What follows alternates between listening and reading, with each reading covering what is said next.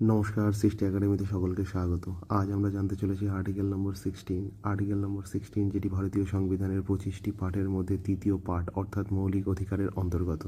এই আর্টিকেল থেকে আমরা জানতে পারি যে ভারতের প্রত্যেক নাগরিক সরকারি চাকরিতে আবেদন ও নিয়োগের ক্ষেত্রে সমান সুযোগ পাবে। এছাড়া ধর্ম, বর্ণ, জাত, লিঙ্গ, জন্মস্থান, বাসস্থান এই সব কারণে কাউকে চাকরি থেকে বঞ্চিত করা যাবে না।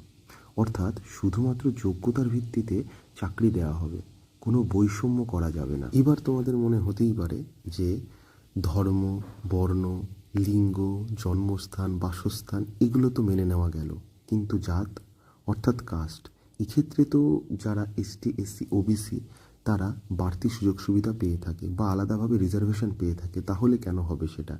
এক্ষেত্রে বলে রাখি, রাষ্ট্র আর্টিকেল নম্বর 16 4 নম্বর পার্টে বলে রেখেছে যে রাষ্ট্রের যে সমস্ত শ্রেণী বা বর্গ বা জাতি পিছিয়ে পড়েছে অন্যান্য জাতি বা গোষ্ঠীর তুলনায়, তাদেরকে রাষ্ট্র চাইলে অগ্র অধিকার বা রিজার্ভেশন দিতেই পারে।